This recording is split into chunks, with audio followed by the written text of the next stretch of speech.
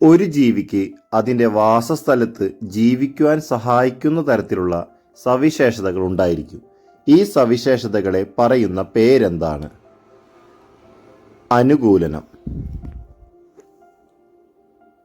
കേരളത്തിൻ്റെ ഔദ്യോഗിക മത്സ്യമേത്? കരിമീൻ. മത്സ്യത്തിൻ്റെ ശ്വസനാവയവം ഏതാണ്? ചെകിളപ്പൂക്കൾ അല്ലെങ്കിൽ ശകുലങ്ങൾ എന്ന് പറയും. താമരയുടെ ഇലകൾ വെള്ളത്തിൽ പൊങ്ങിക്കിടക്കാൻ കാരണമെന്താണ്? വായുവറകൾ ഉള്ളതുകൊണ്ട്. ഏറ്റവും വലിയ ഇലയുള്ള സസ്യം? ആനത്താമര.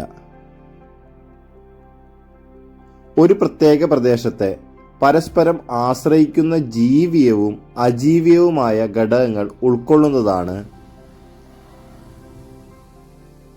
ആവാസ വ്യവസ്ഥ.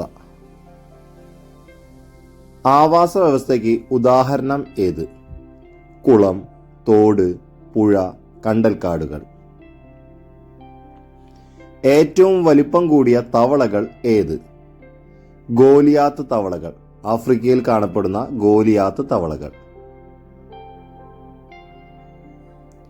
തവള വെള്ളത്തിൽ ആയിരിക്കുമ്പോൾ ശ്വസിക്കുന്നത് ഏത് ഭാഗം ഉപയോഗിച്ചാണ്? ത്വക്ക്.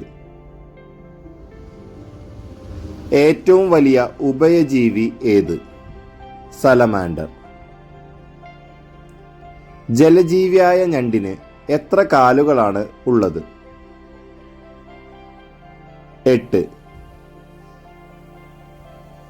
ഓക്സിജൻ പാർലർ എന്നറിയപ്പെടുന്ന ആവാസ വ്യവസ്ഥ ഏത്? കാവുകൾ. ഇന്ത്യയുടെ ദേശീയ ജലജീവി ഏത്? ഗംഗാ ഡോൾഫിൻ. ഇന്ത്യയുടെ ദേശീയ മത്സ്യം ഏതാണ്? അയല. ഏറ്റവും കൂടുതൽ ആയുസ്സുള്ള ജീവി ഏത്? ആമ.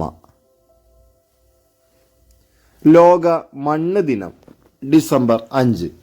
ലോക വനദിനം മാർച്ച് 21. ലോക ജലദിനം മാർച്ച് 22. ലോക കാലാവസ്ഥാ ദിനം മാർച്ച് 23. ഏറ്റവും അവസാനം, ഒരു ആവാസ വ്യവസ്ഥയിലെ ഉൽപാദകർ ആര്? ഹരിത സസ്യങ്ങൾ. താറാവിന് വെള്ളത്തിൽ നീന്താനുള്ള അനുകൂലനം എന്ത്? ചർമ്മബന്ധിതമായ വിരലുകൾ.